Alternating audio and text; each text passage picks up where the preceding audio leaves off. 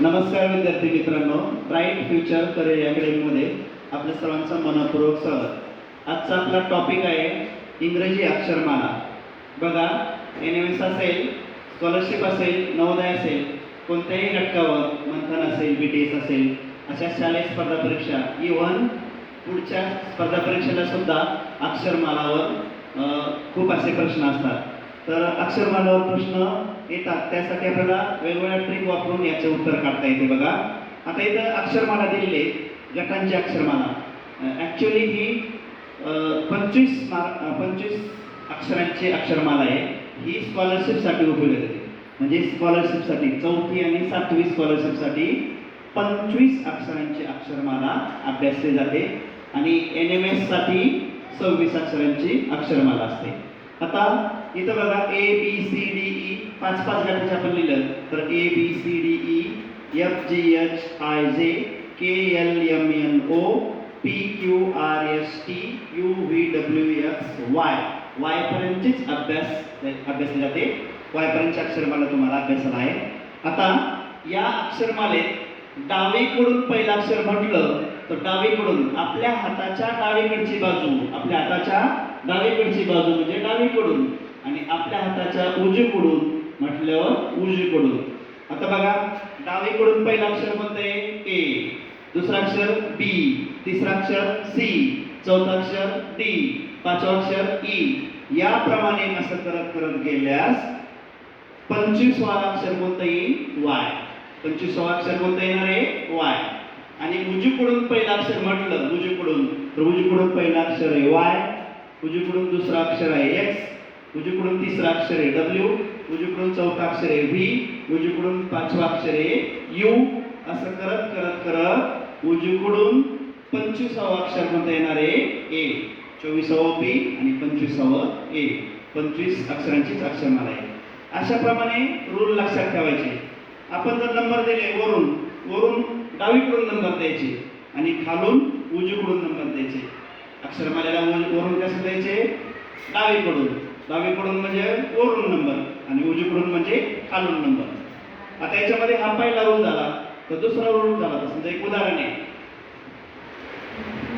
डावीकडून तिसरं अक्षर आणि उजवीकडून पाचवं अक्षर यांच्या मध्यभागी, यांच्या दरम्यान, यांच्या मध्यभागी असं जर आलं तर ते मूळचे अक्षर सोडून द्यावे लागतात. बघा, मी काय उदाहरण काय, अक्षरमालेच्या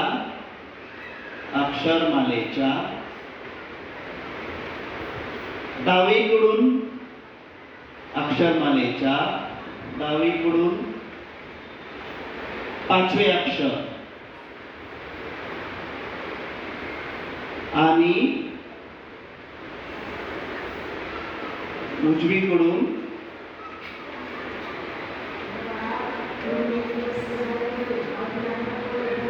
सहावे अक्षर यांच्या दरम्यान किती अक्षरे आहेत? बघा, प्रश्न विचारला तुम्हाला, दिलेल्या अक्षरमालेमध्ये उजवीकडून पाचवा अक्षर आणि डावीकडून पाचवा अक्षर आणि उजवीकडून सहावा अक्षर यांच्या दरम्यान, यांच्या मध्यभागी किती अक्षरे? असं जर ज्यावेळेस येतं त्यावेळेस आता अक्षरमालेच्या डावीकडून म्हटल्यावर काय झालं? आपल्या डाव्या साईडला पाचवा अक्षर कोणतं आहे? लगेच वर बघायचं. डावीकडून म्हटलं तर वर बघायचं, वरचा क्रमांक, आणि उजवीकडून म्हणलं तर खाली बघायचं. मग डावीकडून पाचवा अक्षर कोणतं आहे? E. आणि उजवीकडून सहावा अक्षर कोणतं आहे? उजवीकडून म्हणजे खालून, उजवीकडून सहावा अक्षर कोणतं आहे? T. E आणि T यांच्या दरम्यान किती अक्षर आहेत असं तुम्हाला काढायचं आहे. त्यावेळेस हे E आणि T हे प्रॉपर अक्षर सोडून द्यावे लागतात. ते गणतीमध्ये करायचे का नाही, E आणि T सोडून द्यायचे. म्हणजे E आणि T यांच्या दरम्यान मोजायचे. मग E सोडून द्यायचे. 1 2 3 4 5 6 7 8 9 10 11 12 13 14 म्हणजे यांच्या दरम्यान किती अक्षर येतील? 14. तर क्विक आन्सर काढायचा असेल तर गट दिलेले E नंतर हा एक गट, 5चा गट, 5 1 5, 5 2 10, आणि याच्यातले 4 अक्षर असे 14 गट.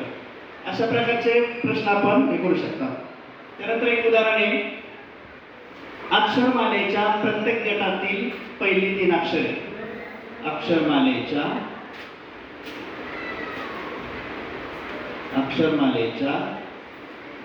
गटातील प्रत्येक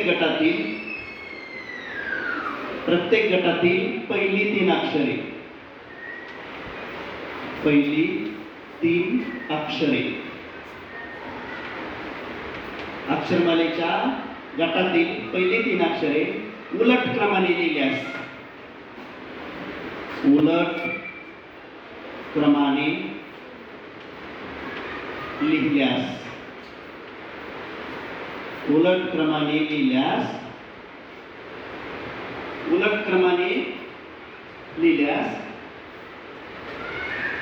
एक नवीन अक्षरमाला तयार होते.